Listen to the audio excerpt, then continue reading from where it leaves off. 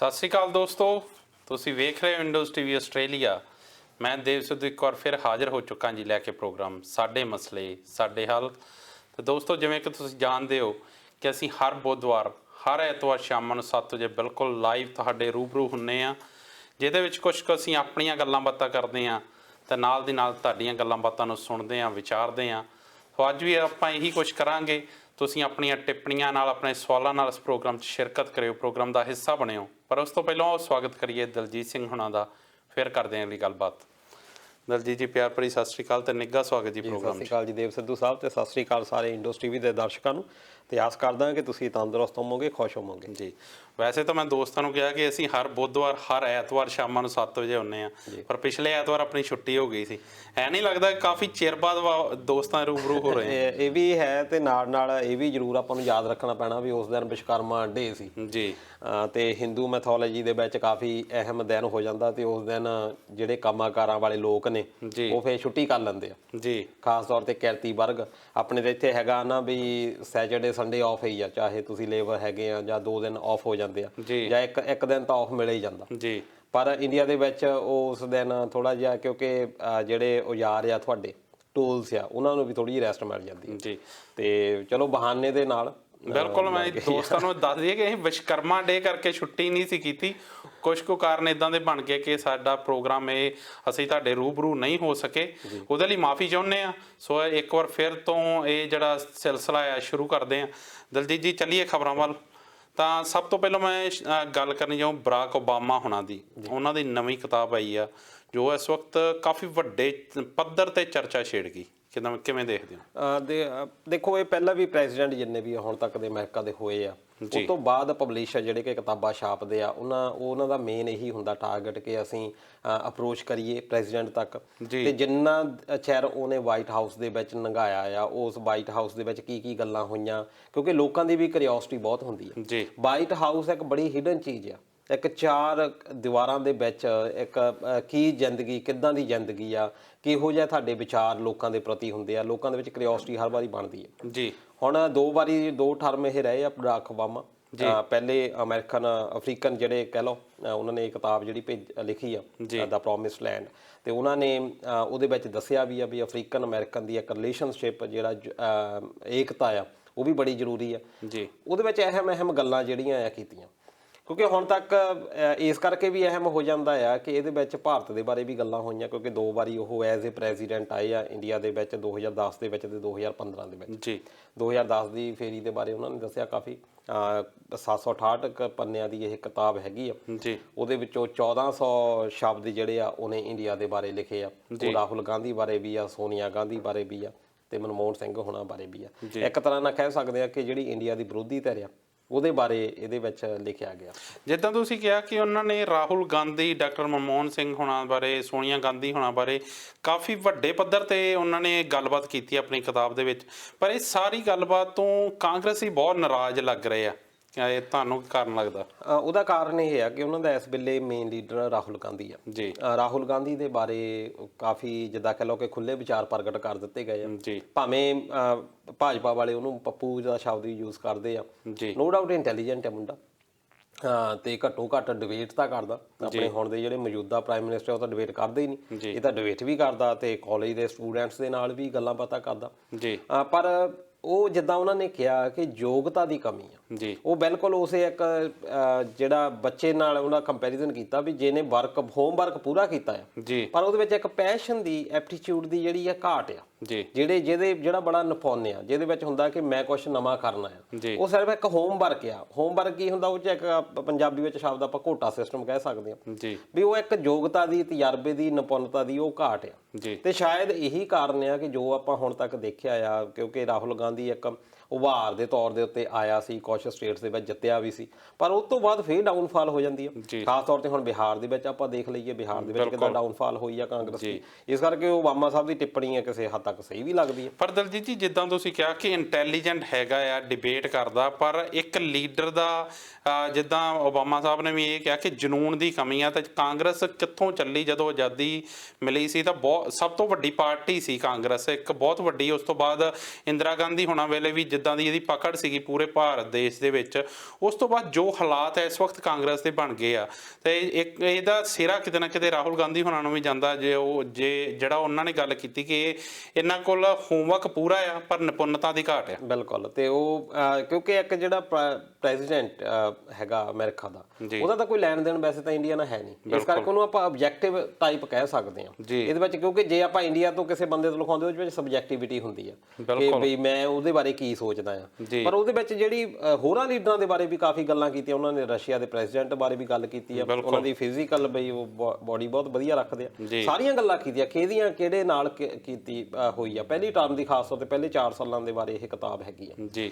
ਇਸ ਵੇਲੇ ਜਿੱਦਾਂ ਤੁਸੀਂ ਕਿਹਾ ਵੀ ਕਾਂਗਰਸ ਕਾਫੀ ਔਖੇ ਭਾਰੇ ਆ ਜੀ, ਇਹ ਅਜੇ ਪਹਿਲਾ ਪਾਰਟ ਆਇਆ, ਅਜੇ ਤਾਂ ਪਿਕਚਰ ਬਾਕੀ ਆ। ਬਿਲਕੁਲ, ਪਿਕਚਰ ਬਾਕੀ ਦੇ ਵਿੱਚ ਹੁਣ ਅਗਲਾ ਜਿਹੜਾ ਪਾਰਟ ਹੋਣਾ ਆ ਉਹਦੇ ਵਿੱਚ ਨਰਿੰਦਰ ਮੋਦੀ ਉਹਨਾਂ ਨੂੰ ਵੀ ਟਾਰਗੇਟ ਕਰਨਾ ਜੀ। ਵੈਸੇ 2015 ਦੇ ਵਿੱਚ ਨਰਿੰਦਰ ਮੋਦੀ ਦੇ ਬਾਰੇ ਉਹ ਲਿਖ ਚੁੱਕੇ ਆ ਦਾ ਟਾਈਮਸ ਮੈਗਜ਼ੀਨ ਦੇ ਵਿੱਚ, ਨਿਊਯਾਰਕ ਦੇ ਵਿੱਚ, ਤੇ ਉੱਥੇ ਉਹਨਾਂ ਨੇ ਇਹ ਕਿਹਾ ਸੀ ਕਿ ਉਹ ਇੱਕ ਗਰੀਬ ਬੱਚਾ ਸੀ ਜਿਹੜਾ ਕਿ ਚਾਹ ਵੇਚਦਾ ਸੀ ਤੇ ਉੱਥੇ ਤੱਕ ਪ੍ਰਾਈਮ ਮਿਨਿਸਟਰ ਤੱਕ ਪਹੁੰਚਿਆ ਜੀ।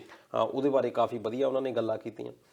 ਪਰ ਹੁਣ ਹੋ ਸਕਦਾ ਆ ਵੀ ਜਿਹੜੀ ਅਗਲੀ ਨੈਕਸਟ ਕਿਤਾਬ ਆ, ਕਿਉਂਕਿ 2002 ਦੇ ਵਿੱਚ ਜਦੋਂ ਗੁਜਰਾਤ ਦੇ ਵਿੱਚ ਦੰਗੇ ਹੋਏ ਆ, ਕੋਈ 1000 ਦੇ ਕਰੀਬ ਲੋਕ ਉੱਥੇ ਮਰੇ ਆ, ਤੇ ਮੈਜੋਰਟੀ ਜਿਹੜੇ ਲੋਕ ਆ ਮਾਰਨ ਵਾਲੇ ਉਹ ਮੁਸਲਮਾਨ ਸੀ ਜੀ। ਉਹਦੇ ਕਰਕੇ ਯੂਐਸ ਨੇ ਮੋਦੀ ਸਾਹਿਬ ਦੇ ਉੱਤੇ ਬੈਨ ਵੀ ਲਾਇਆ ਹੋਇਆ ਸੀ ਵੀ ਵੀਜ਼ਾ ਦਿੰਦੇ ਨਹੀਂ ਸੀ ਜੀ। ਹੋ ਸਕਦਾ ਨੈਕਸਟ ਕਿਤਾਬ ਜਿਹੜੀ ਆ, ਇਸ ਵੇਲੇ ਤਾਂ ਭਾਜਪਾ ਵਾਲੇ ਬਹੁਤ ਖੁਸ਼ ਆ ਜੀ, ਹੋ ਸਕਦਾ ਅਗਲੀ ਵਾਰ ਨੂੰ ਕਾਂਗਰਸ ਵਾਲੇ ਬਹੁਤ ਖੁਸ਼ ਹੋਣ ਤੇ ਜਿਹੜੇ ਭਾਜਪਾ ਵਾਲੇ। ਪਰ ਤੁਸੀਂ ਦਲਜੀਤ ਜੀ ਨਰਿੰਦਰ ਮੋਦੀ ਹੋਣਾ ਦੀ ਗੱਲ ਕੀਤੀ ਭਾਜਪਾ ਦੀ, ਇਹਦੇ ਵਿੱਚ ਵੀ ਉਹਨਾਂ ਨੇ ਇੰਨਾ ਕੁ ਜ਼ਿਕਰ ਕੀਤਾ ਕਿ ਜਿਹੜੀ ਭਾਜਪਾ ਦੀ ਵਿਭਾਜਨ ਕਰਨ ਜਿਹੜੀ ਰਾਜਨੀਤੀ ਆ, ਜਿਹੜੀ ਵੱਖਵਾਦ ਦੀ ਰਾਜਨੀਤੀ ਆ, ਉਹਦੇ ਤੇ ਉਹਨਾਂ ਨੇ ਕਾਫੀ ਚਿੰਤਾ ਪ੍ਰਗਟਾਈ ਹੈ। ਉਹ ਜਦੋਂ ਮਨਮੋਹਨ ਸਿੰਘ, ਉਹ ਦੱਸਦੇ ਮਨਮੋਹਨ ਸਿੰਘ ਉਹਨਾਂ ਨੂੰ ਜਦੋਂ ਮਿਲੇ ਆ, ਮਨਮੋਹਨ ਸਿੰਘ ਉਹਨਾਂ ਦੀ ਸਿਫਤ ਦੇ ਵਿੱਚ ਇਹ ਗੱਲ ਕਰਦੇ ਆ ਵੀ ਉਹਨਾਂ ਨੂੰ ਬੜੀ ਟੈਨਸ਼ਨ ਸੀ। ਉਹਨਾਂ ਨੇ ਉਸ ਵੇਲੇ ਦੱਸਤਾ ਸੀ ਜਦੋਂ ਇਹ ਅਜੇ ਸੁਰਾਂ ਉੱਠਣ ਲੱਗੀਆਂ। ਅੱਜ ਜਿਹੜੀਆਂ ਅਸੀਂ ਗੱਲ ਕਰਦੇ ਆ ਹਿੰਦੂਤਵ ਦੀਆਂ ਗੱਲਾਂ ਕਰਦੇ ਆ, ਰਾਸ਼ਟਰਵਾਦ ਦੀ ਭਾਵਨਾ ਦੀਆਂ, ਬੰਦੇ ਮਾਤਰਮ ਦੇ ਨਾਅਰੇ ਲਾਏ ਜਾਣ, ਜਨ ਗਣ ਮਨ ਸਿਨੇਮਿਆਂ ਦੇ ਵਿੱਚ ਵੀ ਖੜੇ ਹੋ ਕੇ ਤੁਸੀਂ ਪੜ੍ਹਨਾ ਵਗੈਰਾ ਵਗੈਰਾ, ਵੀ ਉਹ ਜਿਹੜੀਆਂ ਚਿੰਤਾ ਸੀ ਮਨਮੋਹਨ ਸਿੰਘ ਉਹਨੇ ਉਦੋਂ ਕਰਦੇ ਸੀ ਮੇਰੇ ਨਾਲ।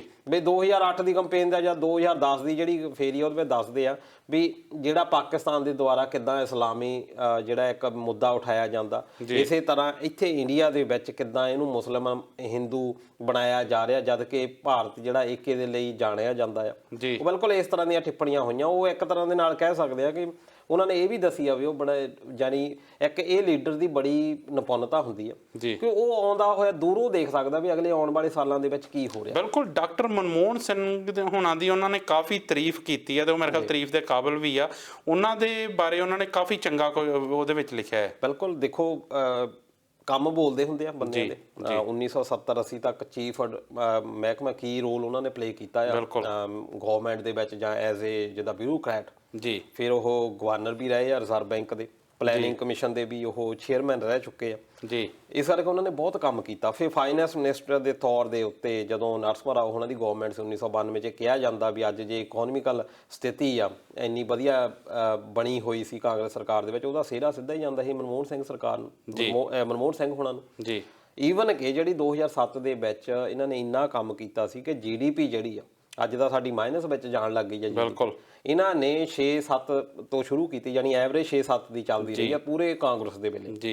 ਇਹਨਾਂ ਨੇ 2007 ਦੇ ਵਿੱਚ 9% ਰੱਖੀ ਸਾਰਾ ਸਾਲ ਜੀ, ਤੇ ਇੱਕ ਵਾਰੀ ਤਾਂ ਇਦਾਂ ਵੀ ਹੋਇਆ 10.02% ਤੱਕ GDP ਗਰੋ ਕਰ ਗਈ। ਬਿਲਕੁਲ, ਇਹ 1992 ਤੋਂ ਬਾਅਦ ਪਹਿਲੀ ਵਾਰ ਹੋਇਆ ਸੀ ਕਿ ਭਾਰਤ ਦੇ ਵਿੱਚ GDP ਇੰਨੀ ਜ਼ਿਆਦਾ ਵੱਡੇ ਪੱਧਰ ਦੇ ਉੱਤੇ ਗਰੋ ਕਰ ਰਹੀ ਸੀ ਜੀ। ਇਦੋਂ ਪਹਿਲਾਂ 1988-99 ਦੇ ਵਿੱਚ ਜਦੋਂ ਰਾਜੀਵ ਗਾਂਧੀ ਹੋਣੀ ਸੀਗੇ, ਉਦੋਂ ਸਿਰਫ 10.2 ਜਿਹੜਾ ਆ ਪਰਸੈਂਟ ਦੇ ਹਿਸਾਬ ਦੇ ਨਾਲ GDP ਗਰੋ ਹੋਈ ਸੀ, ਜਿਹੜਾ ਕਿ ਰਿਕਾਰਡ ਹੈ ਅੱਜ ਤੱਕ ਦਾ ਜੀ। ਅਤੇ ਦੂਜਾ ਰਿਕਾਰਡ ਜਿਹੜਾ ਆ ਮਨਮੋਹਨ ਸਿੰਘ ਹੋਣਾ ਦੇ ਬਾਰੇ ਹੈਗਾ ਇਹ ਰਿਕਾਰਡ। ਉਦੋਂ ਬਾਅਦ ਦੇ ਵਿੱਚ ਜਦੋਂ ਦੀ ਇਹ ਕਾਂਗਰਸ ਸਰਕਾਰ ਗਈ ਆ, ਉਸ ਤੋਂ ਬਾਅਦ ਤੁਸੀਂ ਦੇਖ ਲਓ ਵੀ GDP ਦਾ ਕੀ ਹਾਲ ਹੋਇਆ। ਬਿਲਕੁਲ, ਫਿਰ ਤੁਸੀਂ ਨਰੇਗਾ ਦੀ ਲਾ ਲਓ, ਹੁਣ ਉਹ ਮਨਰੇਗਾ ਬਣਾ ਲਿਆ ਇਹਨਾਂ ਨੇ ਜੀ, ਜਿਹੜੀ ਕਿ ਜਿਹੜੇ ਪੂਅਰ ਪੀਪਲ ਆ ਉਹ ਕਿੱਦਾਂ ਉਹਨਾਂ ਨੂੰ ਕੰਮ ਦੇਣਾ ਆ, ਉਹ ਬਹੁਤ ਵੱਡੀ ਇੱਕ ਸਕੀਮ ਸੀ। ਮਿਡ ਡੇ ਮੀਲ ਜਿਹੜੀ ਕਿ ਇੰਡੀਆ ਦੇ ਵਿੱਚ ਜਿਹੜੇ ਕੁਛ ਬੱਚੇ ਸੀ ਇਸੇ ਕਰਕੇ ਕੰਮ ਤੇ ਭੇਜ ਦਿੱਤੇ ਜਾਂਦੇ ਸੀ ਵੀ ਦੁਪਹਿਰ ਨੂੰ ਰੋਟੀ ਖਾ ਲੈਣਗੇ। ਬਿਲਕੁਲ, ਇਸ ਕਰਕੇ ਉਹ ਸਕੂਲ ਨਹੀਂ ਜਾਂਦੇ ਵੀ ਸਕੂਲ ਜਿਹੜੇ ਭੁੱਖੇ ਰਹਿ ਲੈਣਗੇ ਜੀ। ਖਾਸ ਤੌਰ ਤੇ ਉੜੀਸਾ ਦੇ ਵਿੱਚ, ਤਾਮਿਲਨਾਡੂ ਦੇ ਵਿੱਚ, ਆਂਧਰਾ ਪ੍ਰਦੇਸ਼ ਦੇ ਵਿੱਚ ਕੁਛ ਇੱਦਾਂ ਦੀਆਂ ਹੈਗੇ ਸੀ ਵੀ ਇੰਨੀ ਜ਼ਿਆਦਾ ਗਰੀਬੀ ਪਾਈ ਜਾਂਦੀ ਸੀ, ਬਿਹਾਰ, ਝਾਰਖੰਡ ਦੇ ਵਿੱਚ, ਕਿ ਬੱਚਿਆਂ ਨੂੰ ਨਾਲ ਲੈ ਜਾਂਦੇ ਸੀ ਵੀ ਤੁਸੀਂ ਵੀ ਕੰਮ ਕਰੋ, ਇਹਨਾਂ ਨੂੰ ਅਸੀਂ ਰੋਟੀ ਦੇ ਦਿੰਦੇ ਹਾਂ ਜੀ। ਇਸੇ ਕਰਕੇ ਉਹਨਾਂ ਨੇ ਮਿਡ ਡੇ ਮੀਲ ਚਲਾਇਆ ਵੀ ਰੋਟੀ ਤੇ ਜੇ ਇਹਨਾਂ ਨੇ ਕੰਮ ਕਰਨਾ ਨਾ ਰੋਟੀ ਤੇ ਪੜਾਓ। ਬਿਲਕੁਲ ਇੱਕ ਬਹੁਤ ਤਕੜੀ ਇੱਕ ਸਕੀਮ ਸੀ, ਬਹੁਤ ਜ਼ਿਆਦਾ ਪੈਸਾ ਉਹਦੇ ਵਿੱਚ ਖਰਚ ਕੀਤਾ ਸੀ, ਉਹ ਵੀ ਇਹਨਾਂ ਨੂੰ ਸਿਹਰਾ ਜਾਂਦਾ। ਫਿਰ ਇੰਡੋ US ਨਿਊਕਲੀਅਰ ਡੀਲ, ਜਦੋਂ ਪੋਖਰਨ ਦੇ ਵਿੱਚ ਇਹਨਾਂ ਨੇ ਜਿਹੜਾ ਇਕਨੋਮਿਕ ਕੀਤੇ ਆ, ਟੈਸਟ ਕੀਤੇ ਆ ਇੰਡੀਆ ਨੇ, ਉਹ ਤੋਂ ਬਾਅਦ ਬਹੁਤ ਸਾਰੀਆਂ ਪਾਬੰਦੀਆਂ ਲਾਈਆਂ, ਉਹ ਤੋਂ ਬਾਅਦ ਕਾਫੀ ਇਹਨਾਂ ਉੱਤੇ ਪ੍ਰੈਸ਼ਰ ਵੀ ਰਿਹਾ ਆ ਇਕਨੋਮਿਕਲੀ ਇੰਡੀਆ ਦੇ ਉੱਤੇ। ਪਰ ਇਹ ਮਨਮੋਹਨ ਸਿੰਘ ਹੋਣਾ ਸੀਗੇ ਵੀ ਜਾਰਜ ਬੁਸ਼ ਉਦੋਂ ਪ੍ਰੈਜ਼ੀਡੈਂਟ ਹੁੰਦੇ ਸੀ ਅਮਰੀਕਾ ਦੇ, ਉਹਨਾਂ ਦੇ ਨਾਲ ਉਹ ਸਮਝੌਤਾ ਕੀਤਾ ਕਿ ਅਸੀਂ ਤੁਹਾਡੇ ਤੋਂ ਜਿਹੜਾ ਯੂਰੇਨੀਅਮ ਹੈ ਖਰੀਦਾਂਗੇ ਤੇ ਉਹਦੇ ਲਈ ਜੋ ਵੀ ਸਾਨੂੰ ਟੈਕਨੀਕਸ ਆ ਉਹ ਇੱਕ ਦੂਜੇ ਨਾਲ ਅਸੀਂ ਸ਼ੇਅਰ ਕਰਾਂਗੇ। ਇੱਕ ਬਹੁਤ ਵੱਡਾ ਸਮਝੌਤਾ ਸੀ ਇਹ, ਭਾਵੇਂ ਕਿ ਉਦੋਂ ਰੌਲਾ ਵੀ ਬਹੁਤ ਪਿਆ ਸੀ ਇਸ ਚੀਜ਼ ਬਹੁਤ ਜ਼ਿਆਦਾ ਰੌਲਾ ਪਿਆ ਸੀ, ਇਵਨ ਕਿ ਸਰਕਾਰ ਉਹ ਕਾਮਰੇਡਾਂ ਨੂੰ ਵਾਪਸ ਲੈ ਲਿਆ ਸੀ ਸਮਾਨ। ਬਿਲਕੁਲ। ਤੇ ਉਸ ਤੋਂ ਬਾਅਦ ਜਿਹੜਾ ਲੋਕਾਂ ਨੇ ਪਰ ਉਹ ਲਾਈਕ ਕੀਤਾ ਜੀ। ਦੇਖੋ ਮਨਮੋਹਨ ਸਿੰਘ ਦਾ ਇਹੀ ਰਿਹਾ ਵੀ ਜਿਹੜਾ ਕਹਿ ਸਕਦੇ ਆ ਘਾਟ ਆ, ਦੇਖੋ ਹਰ ਬੰਦੇ ਦੇ ਵਿੱਚ ਇੱਕ ਪ੍ਰੋਬਲਮ, ਉਹ ਇੱਕ ਕਹਿ ਲਓ ਕਿ ਬਹੁਤ ਪੜ੍ਹਿਆ ਲਿਖਿਆ ਇਨਸਾਨ ਜੀ, ਬਹੁਤ ਜ਼ਿਆਦਾ ਇੰਟੈਲੀਜੈਂਟ ਆ, ਪਰ ਉਹ ਗੱਪਾਂ ਮਾਰਨੀਆਂ ਨਹੀਂ ਆਉਂਦੀਆਂ। ਮੇਰੇ ਖਿਆਲ ਇਹੀ ਜਿਹੜੀ ਸਭ ਤੋਂ ਵੱਡੀ ਘਾਟ ਹੈ ਕਿ ਉਹ ਸਾਡੇ ਰਾਜਨੇਤਾਵਾਂ ਵਾਂਗੂ ਜ਼ਿਆਦਾ ਬੋਲਦੇ ਨਹੀਂ ਉਹ, ਕਿਉਂਕਿ ਜਿਹੜਾ ਹੁਣ ਬੰਦਾ ਬੋਲਦਾ ਉਹ ਆ, ਜਿਹੜਾ ਕਈ ਵਾਰੀ ਕੀ ਹੁੰਦਾ ਕਿ ਜੇ ਕਈ ਬੰਦੇ ਖਾਲੀ ਭਾਂਡਾ ਜ਼ਿਆਦਾ ਖੜਕਦਾ ਆ। ਜਿੱਦਾਂ ਤੁਸੀਂ ਕਿਹਾ ਕਿ ਉਹਨਾਂ ਦੇ ਕੰਮ ਬੋਲਦੇ ਆ, ਸੋ ਜੋ ਕੁਝ ਵੀ ਉਹਨਾਂ ਨੇ ਕੀਤਾ ਭਾਰਤ ਲਈ ਉਹ ਅਜੇ ਵੀ ਸਾਰਿਆਂ ਦੇ ਸਾਹਮਣੇ ਆ, ਉਹਨਾਂ ਦੀਆਂ ਐਗਜ਼ਾਮਪਲਾਂ ਦਿੱਤੀਆਂ ਜਾਂਦੀਆਂ। ਤਾਂ ਹੀ ਬਰਾਕ ਓਬਾਮਾ ਹੋਣਾ ਨੇ ਉਹਨਾਂ ਨੂੰ ਇਮਾਨਦਾਰ ਲੀਡਰ ਕਿਹਾ ਆ। ਜੋ ਵੀ ਇਸ ਵਕਤ ਭਾਰਤ ਨੇ ਉਹਨਾਂ 10 ਸਾਲਾਂ 'ਚ ਵਿਕਸਿਤ ਜਾਂ ਜੋ ਤਰੱਕੀ ਕੀਤੀ, ਉਹਨਾਂ ਦਾ ਬਹੁਤ ਵੱਡਾ ਸਿਹਰਾ ਉਹਨਾਂ ਦੇ ਸਿਰ ਤੇ ਜਾਂਦਾ ਹੈ। ਬਿਲਕੁਲ। ਹੁਣ ਦੇਖੋ ਉਸ ਕਿਤਾਬ ਦੇ ਵਿੱਚ ਹੋਰਾਂ ਦੇ ਵੀ ਬਹੁਤ ਵਧੀਆ ਜ਼ਿਕਰ ਕੀਤੇ ਹੋਏ ਆ ਜੀ, ਪਰ ਇਹਨਾਂ ਦੇ ਨਾਲ ਦਾ ਬੌਬ ਗੇਟਸ ਦੇ ਨਾਲ ਇਹਨਾਂ ਦਾ ਕੰਪੇਅਰ ਕਰ ਰਿਹਾ ਵੀ ਬੌਬ ਗੇਟਸ ਤੇ ਇਹ ਆਪਣੇ ਮਨਮੋਹਨ ਸਿੰਘ, ਇਹ ਤਾਂ ਇਹਨਾਂ ਨੇ ਏਕਤਾ ਦੇ ਲਈ ਕੰਮ ਹੀ ਬਹੁਤ ਜ਼ਿਆਦਾ ਕੀਤਾ। ਇਹ ਇੱਕ ਬੜੀ ਮਾਣ ਵਾਲੀ ਗੱਲ ਆ ਸਾਡੇ ਲਈ ਵੀ, ਤੇ ਸਾਡੇ ਲਈ ਮਾਣ ਵਾਲੀ ਹੋਰ ਵੀ ਗੱਲ ਇਹ ਹੈਗੀ ਮਨਮੋਹਨ ਸਿੰਘ ਪੰਜਾਬੀ ਆ, ਸਿੱਖ ਆ, ਇਸ ਕਰਕੇ ਵੀ ਅਸੀਂ ਮਾਣ ਮਹਿਸੂਸ ਕਰਦੇ ਹਾਂ ਇਸ ਗੱਲ ਦੇ ਵਿੱਚ। ਇੰਡੀਅਨ ਦੇ ਤੌਰ ਦੇ ਉੱਤੇ ਸਾਰੇ ਇੰਡੀਅਨ ਨੂੰ ਇਸ ਗੱਲ ਦੇ ਉੱਤੇ ਮਾਣ ਹੋਣਾ ਚਾਹੀਦਾ ਕਿ ਪ੍ਰੈਜ਼ੀਡੈਂਟ ਜਿਹੜਾ ਅਮਰੀਕਾ ਦਾ ਸਾਬਕਾ ਉਹ ਸਾਡੀ ਤਾਰੀਫ ਕਰ ਰਿਹਾ ਸਾਡੇ ਬੰਦੇ ਦੀ। ਬਿਲਕੁਲ। ਇਹਦੇ ਨਾਲ ਨਾਲ ਉਹਨਾਂ ਨੇ ਇਹ ਗੱਲ ਵੀ ਜ਼ਰੂਰ ਲਿਖੀ ਹੈ ਕਿ ਸੋਨੀਆ ਗਾਂਧੀ ਹੋਣਾ ਵੱਲੋਂ ਜਦੋਂ ਉਹਨਾਂ ਨੂੰ ਪ੍ਰਧਾਨ ਮੰਤਰੀ ਬਣਾਇਆ ਗਿਆ, ਇਹ ਸੋਚ ਸਮਝ ਕੇ ਬਣਾਇਆ ਗਿਆ ਕਿਉਂਕਿ ਉਹਨਾਂ ਨੂੰ ਡਾਕਟਰ ਮਨਮੋਹਨ ਸਿੰਘ ਹੋਣਾ ਤੋਂ ਕੋਈ ਖਤਰਾ ਮਹਿਸੂਸ ਨਹੀਂ ਸੀ ਹੁੰਦਾ, ਤਾਂ ਕਰਕੇ ਉਹਨਾਂ ਨੂੰ ਇਹ ਜਿਹੜੀ ਕੁਰਸੀ ਦਿੱਤੀ ਗਈ। ਬਿਲਕੁਲ ਪਤਾ ਲੱਗੇ ਜਾਂਦਾ ਨਾ, ਜੇ ਹੁਣ ਆਪਾਂ ਨਰਸਿਮਹਾ ਰਾਓ ਦੀ ਵੀ ਗੱਲ ਕਰੀਏ, ਉਹਨਾਂ ਨੇ ਵੀ ਜੇ ਖਤਰਾ ਹੁੰਦਾ ਕੋਈ ਏਡਾ ਖਤਰਾ ਮੋਲ ਲੈਂਦਾ ਨਹੀਂ, ਇਸੇ ਕਰਕੇ ਉਹਨਾਂ ਨੂੰ ਫਾਈਨੈਂਸ ਮਿਨਿਸਟਰ ਸਿੱਧਾ ਲੈ ਆਣਾ, ਕਿਉਂਕਿ ਲੋਕ ਸਭਾ ਤਾਂ ਸਿੱਧੇ ਕਦੀ ਜਿੱਤੇ ਹੀ ਨਹੀਂ ਇਹ, ਤੇ ਰਾਜ ਸਭਾ ਦੇ ਵਿੱਚ ਹੀ ਰਹੇ ਆ, ਤੇ ਰਾਜ ਸਭਾ ਦੇ ਤੌਰ ਦੇ ਉੱਤੇ ਇਹਨਾਂ ਨੇ ਸਾਰਾ ਆਪਣਾ ਕਾਰਜਕਾਲ ਪੂਰਾ ਕੀਤਾ ਆ। ਹੁਣ ਇਹਦੇ ਵਿੱਚ ਪ੍ਰਣਬ ਮੁਖਰਜੀ ਜਿਹੜੇ ਕਿ ਸਾਬਕਾ ਰਾਸ਼ਟਰਪਤੀ, ਹੁਣ ਚਲੋ ਇਹ ਦੁਨੀਆ 'ਚ ਰਹੇ ਨਹੀਂ, ਉਹ ਕਾਫੀ ਅਹੁਦੇਦਾਰ ਦੇ ਤਕੜੇ ਸੀ ਉਹ, ਕਿ ਉਹ ਕਿਹਾ ਜਾ ਰਿਹਾ ਸੀ ਵੀ ਜੇ ਸੋਨੀਆ ਗਾਂਧੀ, ਕਿਉਂਕਿ ਉਸ ਵੇਲੇ ਬਹੁਤ ਜ਼ਿਆਦਾ ਇਹ ਇਸ਼ੂ ਬਣਾ ਲਿਆ ਗਿਆ ਸੀ ਵੀ ਜਿਹੜਾ ਇਟਾਲੀਅਨ ਬੋਰਨ ਆ, ਕਿਉਂਕਿ ਸੋਨੀਆ ਗਾਂਧੀ ਅਸੀਂ ਉਹਨੂੰ ਬਣ ਨਹੀਂ ਦੇਣਾ। ਸੁਸ਼ਮਾ ਸਵਰਾਜ ਨੇ ਕਹਿਤਾ ਵੀ ਮੈਂ ਆਪਣੇ ਜਿਹੜੇ ਵਾਲ ਆ ਉਹ ਕਟਵਾ ਲੈਣੇ ਆ ਜੇ ਸੋਨੀਆ ਗਾਂਧੀ ਬਣੀ ਪ੍ਰਾਈਮ ਮਿਨਿਸਟਰ। ਉਸ ਵੇਲੇ ਪ੍ਰਣਬ ਮੁਖਰਜੀ ਤੇ ਨਾ ਵਿਸ਼ਵਾਸ ਕਰਕੇ ਮਨਮੋਹਨ ਸਿੰਘ ਹੋਣਾ ਤੇ ਕੀਤਾ, ਤੇ ਇਹਨਾਂ ਨੇ ਪੂਰਾ ਵੀ ਕੀਤਾ ਉਹ ਜਿਹੜਾ ਵਿਸ਼ਵਾਸ ਹੈ, ਜੇ ਕਹਿ ਸਕਦੇ ਆਪਾਂ। ਬਿਲਕੁਲ। ਇਹਦੇ ਨਾਲ ਨਾਲ ਦਲਜੀਤ ਜੀ, ਓਬਾਮਾ ਹੋਣਾ ਨੇ ਭਾਰਤ ਦੇ ਉਦਯੋਗਪਤੀਆਂ ਦੀ ਵੀ ਗੱਲ ਕੀਤੀ ਕਿ ਜਿਹੜਾ ਉਹਨਾਂ ਦੇ ਉਦਯੋਗਪਤੀਆਂ ਦਾ ਠਾਠ ਬਾਠ ਆ ਉਹ ਰਾਜੇ ਮਹਾਰਾਜਿਆਂ ਨਾਲੋਂ ਵੀ ਵੱਧ ਆ। ਹਾਂਜੀ, ਤੇ ਨਾਲ ਉਹਨਾਂ ਨੇ ਇਹ ਵੀ ਕਹਿ ਦਿੱਤਾ ਵੀ ਜੇ ਇਸ ਦੇਸ਼ ਦੇ ਵਿੱਚ ਲੱਖਾਂ ਲੋਕਾਂ ਦੇ ਕੋਲ ਰਹਿਣ ਲਈ ਘਰ ਨਹੀਂ, ਖਾਣ ਲਈ ਰੋਟੀ ਨਹੀਂ, ਜਦੋਂ ਆਪਾਂ ਗੱਲ ਹੁਣ ਕੀਤੀ ਆ ਜੀ, ਇਹ ਨੋ ਡਾਊਟ ਜੇ ਆਪਾਂ ਹੁਣ ਅੰਬਾਨੀਆਂ ਜਾਂ ਅਡਾਨੀਆਂ ਦੀ ਗੱਲ ਕਰ ਲਈਏ, ਉਹਨਾਂ ਦੇ ਜਿਹੜੇ ਸ਼ਾਨੋ ਸ਼ੌਕਤ ਆ ਵਿਆਹਾਂ ਸ਼ਾਦੀਆਂ ਦੇ ਤੁਸੀਂ ਦੇਖ ਹੀ ਸਕਦੇ ਆ, ਈਵਨ ਕਿ ਜਿੰਨੇ ਕ੍ਰਿਕਟ ਦੇ ਤੁਸੀਂ ਮੈਚ ਦੇਖ ਸਕਦੇ ਆ, ਜੇ ਕੋਈ ਵੀ ਗੱਲ ਹੁੰਦੀ ਆ, ਕੋਈ ਵੀ ਉਹਨਾਂ ਦਾ ਫੈਸਟੀਵਲ ਕੋਈ ਮਨਾਇਆ, ਚਾਹੇ ਛੋਟਾ ਜਿਹਾ ਕੋਈ ਫੈਸਟੀਵਲ ਹੋਵੇ, ਉਹਨਾਂ ਦੀ ਜਿਹੜੀ ਸ਼ਾਨੋ ਸ਼ੌਕਤ ਆ, ਉਹਨਾਂ ਦੇ ਜਿਹੜੇ ਰਹਿائش ਆ, ਉਹਨਾਂ ਦੇ ਜਿਹੜੇ ਘਰ ਆ, ਉਹ ਬਹੁਤ ਵੱਡੇ ਲੈਵਲ ਦੇ ਉੱਤੇ ਬਣਾਏ ਜਾਂਦੇ ਆ। ਬਿਲਕੁਲ। ਮੇਰੇ ਖਿਆਲ ਹੁਣ ਜੋ ਕੁਛ ਇਸ ਵਕਤ ਭਾਰਤ ਦੇ ਵਿੱਚ ਘਾਟ ਵਾਪਰ ਰਿਹਾ, ਉਹਦਾ ਬਹੁਤ ਵੱਡਾ ਕਾਰਨ ਵੀ ਇਹੀ ਆ ਕਿ ਜਿਹੜੇ ਤਕੜਾ ਆ ਉਹਨੂੰ ਹੋਰ ਤਕੜਾ ਕਰਨ ਦੀ ਕੋਸ਼ਿਸ਼ ਕੀਤੀ ਜਾ ਰਹੀ ਹੈ ਤੇ ਗਰੀਬ ਨੂੰ ਹੋਰ ਮਾਰਿਆ ਜਾ ਰਿਹਾ ਹੈ। ਠੀਕ। ਇਹਦੇ ਨਾਲ ਨਾਲ ਦਲਜੀਤ ਜੀ, ਜੇਕਰ ਆਪਾਂ ਅਗਲੀ ਗੱਲ ਵੱਲ ਚੱਲੀਏ ਤਾਂ SGPC ਦੇ 100 ਸਾਲਾ ਸਥਾਪਨਾ ਸਮਾਗਮ ਮਨਾਏ ਜਾ ਰਹੇ ਆ, ਇਹਨੂੰ ਕਿੱਦਾਂ ਦੇਖਦੇ ਹੋ ਤੁਸੀਂ? ਦੇਖੋ 100 ਸਾਲਾ ਇੱਕ ਬੜਾ ਇਤਿਹਾਸ, ਮਾਣਮੱਤਾ ਇਤਿਹਾਸ ਹੈ ਸ਼੍ਰੋਮਣੀ ਕਮੇਟੀ ਦਾ। ਜੇ ਅਸੀਂ ਗੱਲ ਕਰੀਏ ਕਿ 1920 15 ਨਵੰਬਰ 1920 ਨੂੰ ਪਹਿਲੀ ਵਾਰ ਇਹ ਸ਼੍ਰੋਮਣੀ ਕਮੇਟੀ ਹੋਂਦ ਦੇ ਵਿੱਚ ਆਈ ਸੀ, ਤੇ ਸ਼੍ਰੋਮਣੀ ਅਕਾਲੀ ਦਲ ਐਸੇ ਟਾਸਕ ਫੋਰਸ ਹੁਣ ਤਾਂ ਇੱਕ ਬਣਾਈ ਹੋਈ ਆ ਆਪਾਂ ਟਾਸਕ ਫੋਰਸ ਦਾ ਨਾ, ਜਿਹੜੀ ਹਰਿਮੰਦਰ ਸਾਹਿਬ ਉੱਤੇ ਕੰਮ ਕਰਦੀ ਹੈ, ਇਹ ਐਸੇ ਟਾਸਕ ਫੋਰਸ ਹੀ ਕੰਮ ਕਰਦੀ ਸੀ। ਇਹ ਫਿਰ 1925 ਦੇ ਵਿੱਚ ਹੋਂਦ ਦੇ ਵਿੱਚ ਆਉਂਦੀ ਆ, ਪਰ 1920 ਦੇ ਵਿੱਚ ਸ਼੍ਰੋਮਣੀ ਗੁਰਦੁਆਰਾ ਪ੍ਰਬੰਧਕ ਕਮੇਟੀ ਆ ਗਈ ਸੀ ਜੀ। ਜੇ ਅਸੀਂ ਇਹ ਕਿਉਂ ਹੋਂਦ ਦੇ ਵਿੱਚ ਆਈ ਆ, ਇਹਦਾ ਆਪਾਂ ਇੱਥੋਂ ਹੀ ਕਹਿ ਸਕਦੇ ਹਾਂ ਵੀ ਇਹਦਾ ਜਿਹੜਾ ਨੀਂਹ ਆ ਉਹ ਤਾਂ 1892 ਦੇ ਵਿੱਚ ਰੱਖੀ ਜਾ ਚੱਕੀ ਸੀ, ਜਦੋਂ ਖਾਲਸਾ ਕਾਲਜ ਬਣਿਆ ਅੰਮ੍ਰਿਤਸਰ ਵਾਲਾ। ਉਹ ਇੱਕ ਤਰ੍ਹਾਂ ਦੇ ਨਾਲ ਉਹਨੂੰ ਆਪਾਂ ਮੀਲ ਪੱਥਰ ਕਹਿ ਸਕਦੇ ਹਾਂ। ਉਸ ਵੇਲੇ ਕੀ ਸੀ ਕਿ ਗੁਰਦੁਆਰਿਆਂ ਦੇ ਉੱਤੇ ਮਹੰਤਾਂ ਦਾ ਕਬਜ਼ਾ ਸੀ। ਦੂਜਾ ਇਹ ਵੀ ਆਪਾਂ ਕਹਿ ਸਕਦੇ ਹਾਂ ਕਿ ਸ਼੍ਰੋਮਣੀ ਗੁਰਦੁਆਰਾ ਪ੍ਰਬੰਧਕ ਕਮੇਟੀ ਦਾ ਹੋਂਦ ਵਿੱਚ ਆਉਣਾ ਇਸ ਕਰਕੇ ਵੀ ਸੀ ਕਿ ਛੂਆ-ਛਾਤ ਬਹੁਤ ਸੀ ਜੀ, ਜਾਤ ਪਾਤ ਬਹੁਤ ਸੀ ਗੁਰਦੁਆਰਿਆਂ ਦੇ ਵਿੱਚ। ਇਸ ਗੱਲ ਦੇ ਉੱਤੇ ਡਿਕਲਾਈਨ ਨਹੀਂ ਕੀਤਾ ਜਾ ਸਕਦਾ ਕਿ ਸ਼੍ਰੋਮਣੀ ਗੁਰਦੁਆਰਾ ਪ੍ਰਬੰਧਕ ਕਮੇਟੀ ਜਦੋਂ ਆਈ ਆ ਹੋਂਦ ਦੇ ਵਿੱਚ, ਉਹ ਮੇਨ ਤੌਰ ਤੇ ਇਸੇ ਕਰਕੇ ਆਈ ਸੀ ਕਿ ਜਿਹੜੇ ਮਹੰਤ ਸੀ ਉਹ ਜਿਹੜੇ ਛੂਆ-ਛਾਤ ਬਹੁਤ ਕਰਦੇ ਸੀ, ਈਵਨ ਕਿ ਪ੍ਰਸ਼ਾਦ ਦੇਣ ਦੇ ਵਿੱਚ ਵੀ ਸਮੱਸਿਆ ਮਹਿਸੂਸ ਕਰਦੇ ਹੁੰਦੇ ਸੀ, ਟਾਈਮਿੰਗ ਰੱਖੀ ਹੋਈ ਸੀ।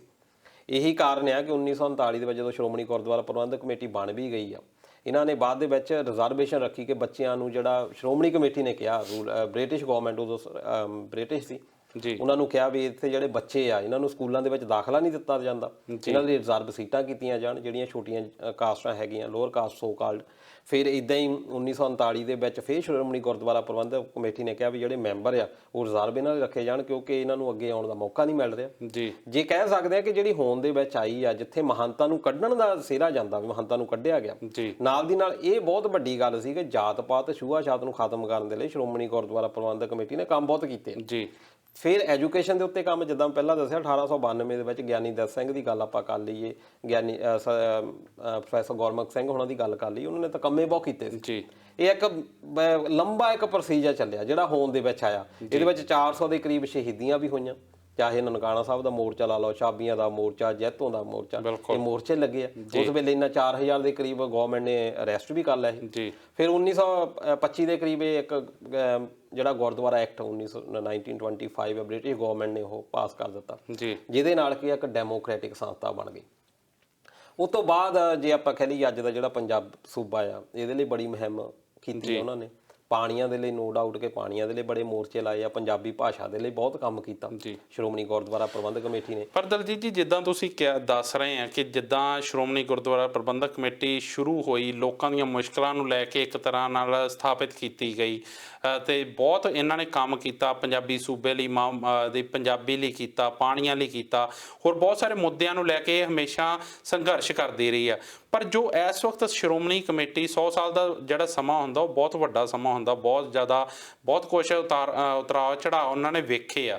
ਪਰ ਇਸ ਵਕਤ ਜਿਵੇਂ ਸ਼੍ਰੋਮਣੀ ਕਮੇਟੀ ਦੇ ਉੱਤੇ, ਸ਼੍ਰੋਮਣੀ ਗੁਰਦੁਆਰਾ ਪ੍ਰਬੰਧਕ ਕਮੇਟੀ ਦੇ ਉੱਤੇ ਸਵਾਲ ਖੜੇ ਹੁੰਦੇ ਆ, ਜੋ ਕੁਛ ਇਸ ਵਕਤ ਹੋ ਰਿਹਾ ਆ, ਇਸ ਨਿਘਾਰ ਨੂੰ ਤੁਸੀਂ ਕਿੱਦਾਂ ਦੇਖਦੇ ਹੋ? ਦੇਖੋ, ਜੇ ਜਿੱਦਾਂ ਆਪਾਂ ਗੱਲ ਕੀਤੀ ਕਿ 1892 ਤੋਂ ਸ਼ੁਰੂ ਕਰ ਲਓ, ਉਦੋਂ ਵੀ ਪਹਿਲਾਂ ਤੋਂ ਗੱਲ ਕਰ ਲਓ। ਹੁਣ ਆਪਾਂ ਗੱਲ ਕਰ ਦਿੰਦੇ ਹਾਂ ਕਿ ਪੰਜਾਬੀ ਦਾ ਜਿਹੜਾ ਪਹਿਲਾ ਰਿਪੋਰਟਰ ਆ ਉਹ ਗਿਆਨੀ ਦਤ ਸਿੰਘ ਆ, ਜਿਹਨੇ ਖਾਲਸਾ ਅਖਬਾਰ ਲਾਹੌਰ ਤੋਂ ਕੱਢੀ। ਉਹ ਕਿੱਦਾਂ ਦੇ ਮੀਲ ਪੱਥਰ ਇੱਕ ਸਥਾਪਿਤ ਕਰ ਗਏ। ਉਹਨਾਂ ਨੇ ਕੁਛ ਲੈਣਾ ਦੇਣਾ ਨਹੀਂ ਸੀ, ਗਰੀਬੀ ਦੇ ਵਿੱਚ ਹੀ ਆਪਣੇ ਦਿਨ ਕੱਢ ਦਿੱਤੇ। ਜਿਹੜੇ 1920 ਦੇ ਵਿੱਚ ਵੀ ਕਮੇਟੀ ਦੇ ਵਿੱਚ ਲੋਕ ਆਏ ਸੀ, ਉਹ ਇਸ ਕਰਕੇ ਨਹੀਂ ਸੀ ਆਏ ਵੀ ਅਸੀਂ ਗੁਰਦੁਆਰੇ 'ਚੋਂ ਪੈਸੇ ਕਮਾਉਣੇ। ਉਹ ਬੜੇ ਇੱਕ ਨਿਰਸਵਾਰਥ 400 ਜਿਹੜੇ ਸਿੱਖ ਆ ਸ਼ਹੀਦ ਹੋ ਗਏ, ਉਹ ਇਸ ਕਰਕੇ ਨਹੀਂ ਸੀ ਆਏ ਵੀ ਅਸੀਂ ਕੁਛ ਕੱਢਣਾ ਪਾਉਣਾ ਹੈ ਜਾਂ ਸਾਡੇ ਪਰਿਵਾਰਾਂ ਨੂੰ ਕੁਛ ਮਿਲਣਾ। ਉਹ ਤਾਂ ਜਾਨ ਤਲੀ ਦੇ ਉੱਤੇ ਰੱਖ ਕੇ ਆਏ। 4000 ਬੰਦਾ ਬ੍ਰਿਟਿਸ਼ ਗਵਰਨਮੈਂਟ ਨੇ ਅਰੈਸਟ ਕਰ ਲਿਆ। ਉਹ ਇਸੇ ਕਰਕੇ ਆਏ ਕਿ ਸਾਨੂੰ ਜਿਹੜਾ ਅਸੀਂ ਪੰਥ ਦੇ ਲੇਖੇ ਆਪਣੀ ਜ਼ਿੰਦਗੀ ਲਾਤੀ। ਉਦੋਂ ਬਾਅਦ ਦੇ ਵਿੱਚ ਵੀ ਤੁਸੀਂ ਲਾ ਲਓ ਕਿ 1939 ਦੇ ਵਿੱਚ ਜਦੋਂ ਵੀ ਰੈਜ਼ੋਲੂਸ਼ਨ ਤੁਸੀਂ ਪੜ੍ਹ ਕੇ ਦੇਖੋ ਸ਼੍ਰੋਮਣੀ ਗੁਰਦੁਆਰਾ ਪ੍ਰਬੰਧਕ ਕਮੇਟੀ ਦੇ, ਫਿਰ ਉਸ ਤੋਂ ਬਾਅਦ ਲੀਡਰ ਆਏ ਆ, ਨੋ ਡਾਊਟ ਕਿ ਉਹਨਾਂ ਉੱਤੇ ਲੱਗਦੇ ਰਹੇ, ਕਰਪਸ਼ਨ ਦੇ ਚਾਰਜਸ ਵੀ ਲੱਗਦੇ ਰਹੇ ਆ, ਇੱਕ ਦੂਜੇ ਦੇ ਨਾਲ ਮਤਭੇਦ ਵੀ ਹੁੰਦੇ ਰਹੇ ਆ। ਪਰ ਮੈਜੋਰਟੀ ਜਿਹੜੇ ਮੈਂਬਰ ਹੁੰਦੇ ਸੀ ਉਹ ਇਹੀ ਹੁੰਦੇ ਸੀ ਕਿ ਅਸੀਂ ਪੰਥ ਦੇ ਲੇਖੇ ਆਏ ਹਾਂ। ਬਿਲਕੁਲ, ਉਹ ਬੰਦਿਆਂ ਨੇ ਕੁਛ ਕੱਢਣਾ ਪਾਉਣਾ ਨਹੀਂ ਸੀ। ਗੁਰੂ ਦੀ ਗੋਲਕ ਜਿਹੜੀ ਆ ਉਹ ਗਰੀਬ ਦਾ ਮੂੰਹ ਹੀ ਰੱਖਦੇ ਹੁੰਦੇ ਕਿ ਉਹਨਾਂ ਦੇ ਲਈ ਅਸੀਂ ਕੰਮ ਕਰਨਾ।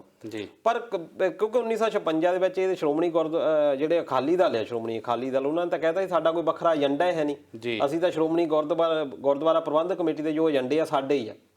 ਪਰ ਫਿਰ 1996 ਦੇ ਵਿੱਚ ਇਹ ਪੰਜਾਬੀ ਪਾਰਟੀ ਬਣ ਗਈ। ਉਸ ਤੋਂ ਬਾਅਦ ਏਜੰਡੇ ਵੀ ਬਣ ਗਏ, ਪੋਲੀਟੀਕਲ ਲੋਕ ਜਿਹੜੇ ਆ ਸ਼੍ਰੋਮਣੀ ਗੁਰਦੁਆਰਾ ਪ੍ਰਬੰਧਕ ਕਮੇਟੀ ਦੇ ਵਿੱਚ ਆ ਗਏ। ਫਿਰ ਚੋਣ ਨਿਸ਼ਾਨਾਂ ਦੇ ਉੱਤੇ ਫਿਰ ਇਸ ਤਰੀਕੇ ਦੇ ਨਾਲ ਚੋਣਾਂ ਲੜੀਆਂ। ਪਹਿਲਾਂ ਕੀ ਹੁੰਦਾ ਸੀ ਕਿ ਤੁਹਾਡੇ ਕੰਮ, ਤੁਹਾਡਾ ਸਮਰਪਣ ਦੇਖਿਆ ਜਾਂਦਾ ਸੀ। ਹੁਣ ਕੀ ਆ ਕਿ ਤੁਸੀਂ ਅਕਾਲੀ ਆ, ਤੁਸੀਂ ਕਾਂਗਰਸੀ, ਇਸੇ ਆਧਾਰ ਦੇ ਉੱਤੇ ਵੋਟਾਂ ਪੈਂਦੀਆਂ। ਅਤੇ ਇਹ ਜਦੋਂ ਇੱਦਾਂ ਦਾ ਪੋਲੀਟੀਕਲ ਨਿਗਾਰ ਆ ਗਿਆ ਇੱਕ ਤਰੀਕੇ ਦੇ ਨਾਲ, ਉਹ ਫਿਰ ਸਾਡੀਆਂ ਸੰਸਥਾਵਾਂ ਨੂੰ ਵੀ ਇੱਕ ਚੋਟ ਪਹੁੰਚੀ ਆ। ਹੁਣ ਚਾਹੇ ਬਰਗਾੜੀ ਵਾਲਾ ਮਸਲਾ ਆਪਾਂ ਰੱਖ ਲਈਏ, ਸੱਚਾ ਸੌਦਾ ਦੀ ਮਾਫੀ ਰੱਖ ਲਈਏ, ਜਾਂ 328 ਸ਼੍ਰੀ ਗੁਰੂ ਗ੍ਰੰਥ ਸਾਹਿਬ ਦੇ ਸਰੂਪਾਂ ਦੇ ਮਿਸਿੰਗ ਦੀ ਗੱਲ ਕਰ ਲਈਏ, ਇਹ ਸਾਰਾ ਇੱਕ ਨਿਗਾਰ ਦਾ ਪ੍ਰਤੀਕ ਆ। ਪਰ ਮੈਨੂੰ ਲੱਗਦਾ ਕਿ ਇਹ ਕਦੀ ਉਤਰਾਅ ਚੜਾਅ ਆਉਂਦੇ ਆ, ਪਰ ਇਹ ਬੜਾ ਇੱਕ ਮਾਣਮੱਤਾ ਇਤਿਹਾਸ ਆ। ਕੋਈ ਨਾ ਕੋਈ ਫਿਰ ਇੱਕ ਵਾਰੀ ਰੈਜ਼ੋਲੂਸ਼ਨ ਇੱਦਾਂ ਦਾ ਆਊਗਾ ਫਿਰ ਮਰ ਜੀਵੜੇ ਉੱਠਣਗੇ। ਆਪਾਂ ਜਦੋਂ ਅਕਸਰ ਪਿੰਡਾਂ 'ਚ ਗੱਲ ਕਰਦੇ ਹੁੰਦੇ ਦਲਜੀਤ ਜੀ, ਜਦੋਂ ਆਪਾਂ ਆਪਣੇ ਪੁਰਾਣੇ ਬਜ਼ੁਰਗਾਂ ਨੂੰ ਕਹਿੰਦੇ ਆ ਕਿ ਤੁਸੀਂ ਵੋਟਾਂ ਕਿਹਨਾਂ ਨੂੰ ਪਾਉਣੀਆਂ ਜਾਂ ਪੁੱਛੀਏ, ਅਕਸਰ ਪੁੱਛੀਏ ਤਾਂ ਉਹ ਹਮੇਸ਼ਾ ਕਹਿਣਗੇ ਅਸੀਂ ਬਾਬੇ ਨਾਨਕ ਦੀ ਤੱਕੜੀ ਨੂੰ ਵੋਟ ਪਾਉਣੀ ਆ, ਅਸੀਂ ਪੰਥ ਨੂੰ ਵੋਟ ਪਾਉਣੀ ਆ। ਉਹਦਾ ਮੇਰੇ ਖਿਆਲ ਕਾਰਨ ਇੱਕੋ ਇੱਕ ਹੈ ਕਿ ਉਹਨਾਂ ਨੇ ਪੁਰਾਣੇ ਅਕਾਲੀ ਵੇਖੇ ਹੋਏ ਆ, ਉਹਨਾਂ ਨੇ ਕਿੱਦਾਂ ਸੰਘਰਸ਼ ਕੀਤਾ, ਕਿੱਦਾਂ ਆਪਣੀਆਂ ਜਿਹੜੀਆਂ ਜੀਵਨੀਆਂ, ਜਿੱਦਾਂ ਤੁਸੀਂ ਦੱਸਿਆ ਕਿ ਆਪਣੀਆਂ ਪੂਰਾ ਜੀਵਨ ਆ ਉਹ ਪੰਥ ਦੇ ਲੇਖੇ ਲਾਤਾ। ਉਹ ਜਿਹੜੀ ਛਾਪ ਛੱਡੀ ਆ ਉਹ ਮੇਰੇ ਖਿਆਲ ਅੱਜ ਤੱਕ ਸਾਡੇ ਬਜ਼ੁਰਗਾਂ ਦੇ ਹਾਂ ਇਹ ਦੇਖ ਲਓ ਬੈਠੀ ਹੋਈ ਆ ਦਿਮਾਗ ਦੇ ਵਿੱਚ। ਹੁਣ ਅਸੀਂ ਕਹਿ ਤਾਂ ਦਿੰਦੇ ਆ ਜੀ, ਹੁਣ ਜਿੱਦਾਂ ਚੋਣ ਨਿਸ਼ਾਨ ਇਸ ਕਰਕੇ ਰੱਖੇ ਗਏ ਸੀ ਕਿ ਸਾਨੂੰ ਪੜ੍ਹਨਾ ਲਿਖਣਾ ਆਉਂਦਾ ਨਹੀਂ ਸੀ ਆਪਣੇ ਬਜ਼ੁਰਗਾਂ ਨੂੰ ਜੀ, ਉਹਨਾਂ ਲਈ ਚੋਣ ਨਿਸ਼ਾਨ ਰੱਖ ਦਿੱਤਾ ਗਿਆ ਸੀ ਬਈ ਤੁਹਾਨੂੰ ਉੱਥੇ ਦੇਖ ਕੇ ਤੁਸੀਂ ਆਪਣੀ ਮੋਹਰ ਲਾ ਦਿਓ ਜਾਂ ਅੰਗੂਠਾ ਲਾ ਲਓ ਜੀ ਉਸ ਨਿਸ਼ਾਨ ਦੇ ਉੱਤੇ, ਤਾਂ ਕਿ ਕਿਉਂਕਿ ਅਨਪੜ੍ਹਤਾ ਬਹੁਤ ਜ਼ਿਆਦਾ ਸੀ। ਹੁਣ ਉਹ ਸਾਡੇ ਮਨਾਂ ਦੇ ਵਿੱਚ ਬੈਠਾ ਹੋਇਆ, ਮਨਾਂ ਦੇ ਵਿੱਚ ਇਸ ਕਰਕੇ ਬੈਠਾ ਹੋਇਆ ਜਿੱਦਾਂ ਤੁਸੀਂ ਗੱਲ ਕਹੀ ਆ ਕਿ ਸਾਡੇ ਅੱਗੇ ਮਿਸਾਲਾਂ ਹੀ ਇੰਨੀਆਂ ਪੇਸ਼ ਹੋ ਗਈਆਂ, ਬਿਲਕੁਲ ਇੰਨੇ ਜ਼ਿਆਦਾ ਜਿੱਦਾਂ ਮੋਰਚਿਆਂ ਦੇ ਉੱਤੇ ਜਾਂਦੇ ਸੀ। ਇਸ ਤੋਂ ਇਲਾਵਾ ਜਦੋਂ ਪੰਜਾਬ ਦਾ ਸੂਬਾ ਦਾ ਮੋਰਚਾ ਚੱਲਿਆ, ਫਿਰ ਪਾਣੀਆਂ ਦਾ ਮੋਰਚਾ, ਲੋਕ ਪਿੰਡਾਂ ਦੇ ਵਿੱਚੋਂ ਜਾਂਦੇ ਹੁੰਦੇ ਸੀ, ਘਰ ਵਾਲਿਆਂ ਨੂੰ ਕਹਿ ਦਿੰਦੇ ਹੁੰਦੇ ਸੀ ਵੀ ਹੁਣ ਸਾਡੀ ਵਜੇ ਵੇੜ ਨਾ ਕਰੋ, ਪਤਾ ਨਹੀਂ ਅਸੀਂ ਆਉਣਾ ਕਿ ਨਹੀਂ, ਸਾਰੇ ਇੱਦਾਂ ਮਿਲ ਕੇ ਜਾਂਦੇ ਹੁੰਦੇ ਸੀ। ਉਹ ਤੋਂ ਪਤਾ ਲੱਗਦਾ ਸੀ ਕਿ ਕਿੰਨਾ ਜ਼ਿਆਦਾ ਸਮਰਪਣ ਆ ਜੀ। ਉਹ ਫਿਰ ਲੋਕਾਂ ਦੇ ਮਨਾਂ ਦੇ ਵਿੱਚ ਅੱਜ ਵੀ ਬੈਠਾ ਹੋਇਆ। ਉਹ ਹੁਣ 1984 ਦਾ ਜਿਹੜਾ ਦਰਦ ਹੰਢਾਇਆ ਪੰਜਾਬ ਨੇ, ਉਹ ਬਜ਼ੁਰਗਾਂ ਦੇ ਮਨਾਂ ਦੇ ਵਿੱਚ ਉਹ ਵੀ ਉਕਰਿਆ ਹੋਇਆ ਅਜੇ ਤੱਕ ਜੀ, ਵੀ ਉਸ ਵੇਲੇ ਕਿੱਦਾਂ ਧੱਕਾ ਹੋਇਆ, ਉਹ ਵੀ ਇੱਕ ਕਾਰਨ ਹੈਗਾ। ਇਸ ਕਰਕੇ ਉਹ ਜੇ ਕਹਿ ਰਹੇ ਆ, ਉਹ ਇੱਕ ਭਾਵਨਾ ਵੀ ਉਹਦੇ ਨਾਲ ਜੁੜੀ ਹੋਈ ਆ ਜੀ। ਪਰ ਉਹ ਜਿਹੜੇ ਭਾਵਨਾ ਦੇ ਅੰਡਰ ਕੁਛ ਜਿਹੜੇ ਬੰਦੇ ਆ ਜਿਹੜੇ ਕਿ ਆਪਣਾ ਨਿੱਜੀ ਮਫਾਦ ਹੁਣ ਦੇਖਣ ਲੱਗ ਗਏ ਆ। ਗੁਰਦੁਆਰਿਆਂ ਦੇ ਵਿੱਚੋਂ ਹੀ ਅੱਗੇ ਕਹਿ ਦਿੰਦੇ ਹੁੰਦੇ ਸੀ ਵੀ ਹਰਾਮ ਆ ਗੁਰਦੁਆਰੇ ਦੀ ਕਿਸੇ ਵੀ ਕਮਾਈ ਦੇ ਵਿੱਚੋਂ ਖਾਣਾ, ਬਿਲਕੁਲ ਇਹ ਮਹਾਰਾਜ ਦਾ ਪੈਸਾ ਆ ਤੇ ਮਹਾਰਾਜ ਦੇ ਜਿਹੜੇ ਬਣਾਏ ਹੋਏ ਲੋਕ ਆ ਉਹਨਾਂ ਦੇ ਲਈ ਆ, ਇਹੀ ਕਿਹਾ ਜਾਂਦਾ ਸੀ। ਪਰ ਅੱਜ ਤਾਂ ਕੋਈ ਛੱਡਦਾ ਹੀ ਨਹੀਂ, ਬਿਲਕੁਲ ਜਿੰਨੇ ਕਹਿ ਦਿੱਤਾ ਜਾਂਦਾ ਕਿ ਜੀ ਸੇਵਾ ਆ, ਪਰ ਸੇਵਾ ਦੇ ਵਿੱਚੋਂ ਹੀ ਜਿਹੜਾ ਆਪਣਾ ਦਾ ਆ ਉਹ ਲਾ ਲਿਆ ਜਾਂਦਾ ਆ। ਬਹੁਤ ਸਾਰੀ ਕਰਪਸ਼ਨ ਦੇ ਇਦਾਂ ਦੇ ਕੇਸਿਸ ਜਿਹੜੇ ਆ ਸਾਹਮਣੇ ਆਏ ਆ ਜੀ, ਭਾਵੇਂ ਕਿ ਬਹੁਤ ਸਾਰੀਆਂ ਇਹਦੇ ਉੱਤੇ ਸੰਸਥਾਵਾਂ ਦੇ ਉੱਤੇ ਦੇਖ ਵੀ ਰਹੀਆਂ ਆ, ਬੋਡੀਜ਼ ਜਿਹੜੀਆਂ ਕਿ ਇਹਨੂੰ ਰੋਕਣ ਦਾ ਯਤਨ ਕਰਦੀਆਂ ਆ ਜੀ। ਪਰ ਫਿਰ ਵੀ ਅਸੀਂ ਇਹ ਕਹਿ ਸਕਦੇ ਹਾਂ ਕਿ ਸ਼੍ਰੋਮਣੀ ਗੁਰਦੁਆਰਾ ਪ੍ਰਬੰਧਕ ਕਮੇਟੀ ਦੇ ਅੱਜ ਵੀ ਬਹੁਤ ਵੱਡੇ ਕੰਮ ਆ ਜੀ। ਖਾਸ ਤੌਰ ਤੇ ਜੇ ਆਪਾਂ ਐਜੂਕੇਸ਼ਨ ਦੇ ਸੈਕਟਰ ਦੇ ਵਿੱਚ ਗੱਲ ਕਰ ਲਈਏ, ਐਜੂਕੇਸ਼ਨ ਦੇ ਲਈ ਬਹੁਤ ਸਾਰੇ ਸਕੂਲ ਸੰਸਥਾਵਾਂ ਇਹ ਚਲਾ ਰਹੀ ਆ ਜੀ, ਹਸਪੀਟਲ ਚਲਾ ਰਹੀ ਆ। ਫਿਰ ਆਪਾਂ ਲੰਗਰ ਦੀ ਗੱਲ ਕਰ ਲਈਏ, ਵੀਕਡੇ ਦੇ ਵਿੱਚ ਹਰਿਮੰਦਰ ਸਾਹਿਬ ਦੇ ਵਿੱਚ 50,000 ਬੰਦਾ ਲੰਗਰ ਛਕਦਾ ਜੀ, ਵੀਕਐਂਡ ਤੇ ਤਾਂ ਲੱਖ ਤੋਂ ਉੱਤੇ ਹੋ ਜਾਂਦਾ, ਤੇ ਜਦੋਂ ਗੁਰਪੁਰਬ ਆਉਂਦੇ ਉਦੋਂ ਵੀ ਜ਼ਿਆਦਾ ਹੋ ਜਾਂਦੇ ਆ। ਇਸ ਕਰਕੇ ਐਡੀ ਵੱਡੀ ਸੰਸਥਾ, ਇੰਨੇ ਜ਼ਿਆਦਾ ਲੋਕ ਜਿਨ੍ਹਾਂ ਨੇ ਇੱਕ ਤਰ੍ਹਾਂ ਦੇ ਨਾਲ ਚਾਹੇ ਟਾਸਕ ਫੋਰਸ ਆ ਜਾਂ ਉੱਦਾਂ ਕੰਮ ਕਰਦੇ ਇੰਪਲੋਈਜ਼, ਇੰਨਿਆਂ ਨੂੰ ਜੌਬ ਵੀ ਦਿੱਤੀ ਹੋਈ ਹੈ ਜੀ। ਇਸ ਕਰਕੇ ਜਦੋਂ ਐਡੀ ਵੱਡੀ ਸੰਸਥਾ ਹੋ ਜਾਂਦੀ ਹੈ, ਜਦੋਂ 1920 ਦੀ ਆਪਾਂ ਗੱਲ ਕਰੀਏ ਉਦੋਂ ਤਾਂ ਇਹ ਸਟਾਰਟਿੰਗ ਸੀ ਜੀ, ਉਸ ਵੇਲੇ ਤਾਂ ਸਿਰਫ ਇਹ ਸੀ ਮਹੰਤਾ ਤੋਂ ਅਸੀਂ ਛੁਟਕਾਰਾ ਪਾਈਏ ਜੀ। ਫਿਰ ਉਸ ਤੋਂ ਬਾਅਦ ਇਹ ਸੀ ਕਿ ਕੁਛ ਗੁਰਦੁਆਰੇ ਜਿਹੜੇ ਆਪਣੇ ਪ੍ਰਬੰਧ ਦੇ ਹੇਠ ਚਲਾਈਏ। ਪਰ ਅੱਜ ਤਾਂ ਇਹ ਬਹੁਤ ਵੱਡਾ ਇੱਕ ਢਾਂਚਾ ਬਣ ਗਿਆ। ਜਦੋਂ ਇੱਕ ਬਹੁਤ ਵੱਡਾ ਢਾਂਚਾ ਹੁੰਦਾ, ਬਹੁਤ ਸਾਰੇ ਲੋਕਾਂ ਦੀ ਇਨਵੋਲਵਮੈਂਟ ਹੋ ਜਾਂਦੀ ਆ, ਉਹ 'ਚ ਮਾੜੇ ਬੰਦੇ ਵੀ ਆ ਜਾਂਦੇ ਆ ਜੀ, ਤੇ ਪੋਲੀਟੀਕਲ ਜਦੋਂ ਇੰਟਰਫੇਰੈਂਸ ਵੱਧ ਜਾਂਦੀ ਆ, ਫਿਰ ਉਹਦੇ ਨਾਲ ਜਿਹੜੇ ਰਿਜ਼ਲਟ ਆ ਉਹ ਪ੍ਰਭਾਵਿਤ ਹੁੰਦੇ ਆ ਜੀ। ਪਰ ਜੇ ਇਹ ਇੰਟਰਫੇਰੈਂਸ ਖਤਮ ਹੁੰਦੀ ਆ ਤਾਂ ਇਹ ਇੱਕ ਤਰ੍ਹਾਂ ਨਾਲ ਆਪਾਂ ਮਿਸਾਲੀ ਸੰਸਥਾ ਕਹਿ ਸਕਦੇ ਹਾਂ। ਬਿਲਕੁਲ, ਜਿੱਦਾਂ ਤੁਸੀਂ ਗੱਲ ਕੀਤੀ ਕਿ ਕਿਸ ਤਰੀਕੇ ਨਾਲ ਸੰਘਰਸ਼ 'ਚੋਂ ਉੱਠਿਆ ਇਹ ਸੰਸਥਾ, ਜਿਹੜੀ ਸੰਘਰਸ਼ ਤੋਂ ਤੁਰੀ ਸੀ, ਪਰ ਹੁਣ ਜਿਸ ਤਰੀਕੇ ਨਾਲ ਇਹਦਾ ਸਿਆਸੀਕਰਨ ਕੀਤਾ ਗਿਆ, ਜਿਸ ਤਰੀਕੇ ਨਾਲ ਇਸ 'ਤੇ ਸਵਾਲ ਚੁੱਕੇ ਜਾਂਦੇ ਆ, ਜੇ ਬੇਸ਼ੱਕ ਦਰਬਾਰ ਸਾਹਿਬ ਜਾਂ ਹੋਰ ਬਹੁਤ ਸਾਰੇ ਗੁਰਦੁਆਰਾ ਸਾਹਿਬ 'ਚ ਬਹੁਤ ਸਾਰੀ ਸੰਗਤ ਆਉਂਦੀ ਆ, ਪਰ ਸੰਗਤ ਚੜਾਵਾ ਵੀ ਓਨਾ ਹੀ ਮੇਰੇ ਖਿਆਲ ਨਾਲ ਸ਼ਰਧਾ ਨਾਲ ਚੜਾਉਂਦੀ ਆ, ਤੇ ਜਿਹੜਾ ਰੌਲਾ ਆ ਉਹ ਇੱਥੇ ਆ ਕੇ ਪੈਂਦਾ ਕਿ ਜਿਹੜਾ ਚੜਾਵਾ ਆ ਉਹ ਗੋਲਕਾਂ 'ਚ ਪੈਂਦਾ, ਤੇ ਉਹਦੀ ਜਿਹੜੀ ਸਹੀ ਵਰਤੋਂ ਹੋਣ ਦੀ ਜਗ੍ਹਾ ਉਹ ਜਿਹੜੀਆਂ ਆਪਣੀਆਂ ਜੇਬਾਂ ਜਾਂਦਾ, ਮੇਰੇ ਖਿਆਲ ਰੌਲਾ ਉੱਥੇ ਆ ਕੇ ਪੈਂਦਾ ਹੈ। ਬਿਲਕੁਲ, ਤੇ ਇਹਦੇ ਬਾਰੇ ਜ਼ਰੂਰ ਇੱਕ ਕਹਿ ਸਕਦੇ ਆ ਕਿ ਇਹਦੇ ਉੱਤੇ ਵਿਚਾਰ ਕਰਨੀ, ਚਿੰਤਨ ਕਰਨੀ ਇਹ ਸਿੱਖ ਵਿਦਵਾਨਾਂ ਦਾ ਕੰਮ ਆ ਜੀ। ਸਿੱਖ ਜਿਹੜੇ ਉਹਨਾਂ ਨਾਲ ਜੁੜੇ ਹੋਏ ਆ, ਉਹਨਾਂ ਸੰਸਥਾਵਾਂ ਦੇ ਨਾਲ, ਉਹਨਾਂ ਨੂੰ ਜ਼ਰੂਰ ਮੁਲਾਂਕਣ ਕਰਨਾ ਚਾਹੀਦਾ ਜੀ। ਇੱਥੇ ਜਦੋਂ ਇਹ ਸਥਾਪਨਾ ਦਿਵਸ ਮਨਾਇਆ ਜਾ ਰਿਹਾ ਤਾਂ ਉਹਦੇ ਵਿੱਚ ਮਤੇ ਪਾਸ ਕੀਤੇ ਗਏ। ਉਹਨਾਂ ਨੇ ਗੱਲ ਕੀਤੀ ਕਿ ਜਿਹੜੇ ਵਿਆਹਾਂ ਦੇ ਵਾਧੂ ਖਰਚਾ ਜਾਂ ਭਰੂਣ ਹੱਤਿਆ ਆ ਜਾਂ ਜਿਹੜੇ ਸਿੱਖ ਕੈਦੀ ਆ ਉਹਨਾਂ ਨੂੰ ਛਡਾਉਣਾ ਜਾਂ ਧਰਮੀ ਫੌਜਾਂ ਦੀ ਹੱਕਾਂ ਦੀ ਗੱਲ ਕੀਤੀ ਗਈ। ਇਹ ਸਾਰੇ ਮੁੱਦੇ ਤਾਂ ਪੁਰਾਣੇ ਆ, ਇਹ ਹੁਣ ਜਾ ਕੇ ਇਹਨਾਂ ਨੂੰ ਯਾਦ ਇੱਦਾਂ ਟਾਈਮ ਤੇ ਕਿਉਂ ਆਉਂਦੀ ਆ? ਜਦੋਂ ਤੁਸੀਂ ਦੇਖ ਸਕਦੇ ਆ ਕਿ 1999 ਦੇ ਵਿੱਚ ਜਦੋਂ ਖਾਲਸਾ ਪੰਥ ਦੀ ਵਿਸਤਾ ਮਨਾਇਆ ਗਿਆ ਜੀ, ਅਨੰਦਪੁਰ ਸਾਹਿਬ ਦੇ ਵਿੱਚ ਬਹੁਤ ਵੱਡੀ ਸੈਲੀਬ੍ਰੇਸ਼ਨ ਵੀ ਕੀਤੀ ਗਈ। ਇਸ ਵਾਰ ਨਾਨਕ ਪਾਤਸ਼ਾਹ ਦਾ 500 ਸਾਲਾ ਮਨਾਇਆ ਗਿਆ, ਤੇ ਹੁਣ ਆਪਣਾ ਸ਼੍ਰੋਮਣੀ ਗੁਰਦੁਆਰਾ ਪ੍ਰਬੰਧਕ ਕਮੇਟੀ ਦਾ ਵੀ 100 ਸਾਲ ਪੂਰੇ ਹੋ ਗਏ ਆ। ਇਹ ਸ਼ਤਾਬਦੀਆਂ ਮਨਾਈਆਂ ਜਾਂਦੀਆਂ। ਜਦੋਂ ਵੀ ਸ਼ਤਾਬਦੀਆਂ ਦੀ ਗੱਲ ਹੁੰਦੀ ਆ ਉਦੋਂ ਇਹੋ ਜਿਹੇ ਮੁੱਦੇ ਉਠਾਏ ਜਾਂਦੇ ਆ, ਉਸ ਵੇਲੇ ਛੇਤੇ ਆ ਜਾਂਦੇ ਆ। ਪਰ ਉਸ ਤੋਂ ਬਾਅਦ ਇਹਦੇ ਉੱਤੇ ਤਨਦੇਹੀ ਦੇ ਨਾਲ ਕੰਮ ਨਹੀਂ ਹੁੰਦਾ ਜੀ। ਹੁਣ ਧਾਰਮੀ ਫੌਜੀਆਂ ਦੀ ਗੱਲ ਤੁਸੀਂ ਕਰ ਲਓ ਕਿ ਉਹਨਾਂ ਨੂੰ ਕਾਲ ਤਾਂ ਕਰ ਦਿੱਤੀ ਵੀ ਤੁਸੀਂ ਬਾਹਰ ਆ ਜਾਓ, ਉਹ ਬੰਦਿਆਂ ਨੇ ਧਰਮ ਦੇ ਨਾਂ ਦੇ ਉੱਤੇ ਆਪਣੀਆਂ ਜੌਬਾਂ ਛੱਡ ਦਿੱਤੀਆਂ, ਬਿਲਕੁਲ ਇੰਡੀਅਨ ਆਰਮੀ ਦੇ ਵਿੱਚੋਂ ਰਿਜ਼ਾਈਨ ਕਰਕੇ ਉਹ ਬਾਹਰ ਆ ਗਏ। ਪਰ ਉਸ ਤੋਂ ਬਾਅਦ ਬਹੁਤ ਸਾਰੇ ਲੋਕ ਆ ਜਿਨ੍ਹਾਂ ਦੀ ਸਾਰੇ ਨਹੀਂ ਲਈ ਗਈ ਜੀ, ਜਿਨ੍ਹਾਂ ਦੀ ਪੁੱਛਿਆ ਵੀ ਗਿਆ ਉਹਨਾਂ ਨੂੰ ਛੋਟੀਆਂ-ਮੋਟੀਆਂ ਜੌਬਾਂ ਦੇ ਉੱਤੇ ਲਾ ਦਿੱਤਾ ਗਿਆ, ਪੂਰਾ ਤਰ੍ਹਾਂ ਦੇ ਨਾਲ ਉਹਨਾਂ ਦਾ ਜਿੱਦਾਂ ਕਹਿ ਲਓ ਕਿ ਬੈਕਅਪ ਹੋਇਆ ਨਹੀਂ। ਇਸ ਕਰਕੇ ਇਹ ਜਦੋਂ ਇਦਾਂ ਦੀਆਂ ਸੰਸਥਾਵਾਂ ਜਿਹੜੀਆਂ ਆ ਜਦੋਂ ਉਹਨਾਂ ਨੂੰ ਕਰਨਗੀਆਂ, ਇੱਕ ਉਹਦੇ ਨਾਲ ਲੋਕਾਂ ਦਾ ਹੋਰ ਵੀ ਜ਼ਿਆਦਾ ਇੰਟਰਸਟ ਬਣੂਗਾ। ਇਹੀ ਕਾਰਨ ਆ ਸ਼ਾਇਦ ਬਈ ਲੋਕਾਂ ਦਾ ਹੁਣ ਪਹਿਲਾਂ ਜਿੰਨਾ ਵਿਸ਼ਵਾਸ ਰਿਹਾ ਨਹੀਂ, ਬਿਲਕੁਲ ਸ਼ਾਇਦ ਉਹਨਾਂ ਨੂੰ ਲੱਗਦਾ ਆ ਵੀ ਹੁਣ ਉਹੋ ਜਿਹਾ ਰਿਜ਼ਲਟ ਮਿਲ ਨਹੀਂ ਰਿਹਾ ਜੀ। ਇਹਦੇ ਨਾਲ ਦਲਜੀਤ ਜੀ ਸਮਾਂ ਥੋੜਾ ਰਹੇਗਾ, ਜੇ ਆਪਾਂ ਅਗਲੀ ਖਬਰ ਵੱਲ ਚੱਲੀਏ ਤਾਂ 15 ਦੇਸ਼ਾਂ ਦੇ ਵਿੱਚ ਇੱਕ RCEP ਸਮਝੌਤਾ, ਇੱਕ ਵਪਾਰਕ ਸਮਝੌਤਾ ਹੋਇਆ ਜਿਹਦੇ ਵਿੱਚ ਭਾਰਤ ਨੇ ਸ਼ਿਰਕਤ ਨਹੀਂ ਕੀਤੀ। ਇਹਦੇ ਕੀ ਕਾਰਨ ਲੱਗਦੇ ਤੁਹਾਨੂੰ? ਇਹ ਰੀਜਨਲ ਕੰਪਰੀਹੈਂਸਿਵ ਇਕਨੋਮਿਕ ਪਾਰਟਨਰਸ਼ਿਪ ਆ ਜੀ। ਇਹ ਕਹਿ ਲਓ ਕਿ ਇਹਦੇ ਵਿੱਚ 15 ਦੇਸ਼ ਆ ਜੀ। 15 ਦੇਸ਼ਾਂ ਨੇ ਇੱਕ ਸਮਝੌਤਾ ਕੀਤਾ ਕਿ ਅਸੀਂ, ਕਿਉਂਕਿ ਕਰੋਨਾ ਦੇ ਕਰਕੇ ਬਹੁਤ ਸਾਰੇ ਦੇਸ਼ਾਂ ਦੀ ਇਕਨੋਮੀ ਜਿਹੜੀ ਆ ਉਹ ਇੱਕ ਤਰ੍ਹਾਂ ਦੇ ਨਾਲ ਖਰਾਬ ਹੋਣ ਦੇ ਕੰਢੇ ਦੇ ਉੱਤੇ ਆ ਜੀ, ਬਹੁਤ ਜ਼ਿਆਦਾ ਸਟਰਗਲ ਹੋ ਰਹੀ ਆ। ਇਸ ਕਰਕੇ 15 ਰੀਜ਼ਨ ਇਸੇ ਆਪਣੇ ਦੇ ਹੀ ਆ, ਚਾਹੇ ਉਹਦੇ ਵਿੱਚ ਆਪਾਂ ਸਿੰਗਾਪੁਰ ਰੱਖ ਲਈਏ, ਮਲੇਸ਼ੀਆ ਰੱਖ ਲਈਏ, ਥਾਈਲੈਂਡ ਰੱਖ ਲਈਏ, ਈਵਨ ਕਿ ਆਪਣੇ ਇੱਥੇ ਆਸਟ੍ਰੇਲੀਆ ਵੀ ਇਸ ਵਿੱਚ ਹੈਗਾ ਆ ਇਸ ਸੰਸਥਾ ਦੇ ਵਿੱਚ, ਫਿਰ ਆਪਣੇ ਨਿਊਜ਼ੀਲੈਂਡ ਹੈਗਾ ਆ, ਸਾਊਥ ਕੋਰੀਆ, ਜਾਪਾਨ ਤੇ ਚਾਈਨਾ ਜਿਹੜਾ ਆ ਇਹਨਾਂ ਦਾ ਮੁਖੀ ਆ ਜੀ। ਇਦੋਂ ਪਹਿਲਾਂ ਵੀ ਇੱਕ ਪੈਸੀਫਿਕ ਸੰਸਥਾ ਸੀਗੀ ਜਿਹਦੀ ਕਿ ਅਮਰੀਕਾ ਅਗਵਾਈ ਕਰਦਾ ਹੁੰਦਾ ਸੀ, ਓਬਾਮਾ ਸਾਹਿਬ ਦੇ ਵੇਲੇ ਬਣਾਈ ਗਈ ਸੀ ਉਹ। ਉਹਦੇ ਵਿੱਚ 12 ਦੇਸ਼ ਹੁੰਦੇ ਸੀ, ਉਹਨੂੰ ਅਮਰੀਕਾ ਡੀਲ ਕਰਦਾ ਸੀ, ਉਹਦੇ ਵਿੱਚ ਭਾਰਤ ਹੈਗਾ ਸੀ।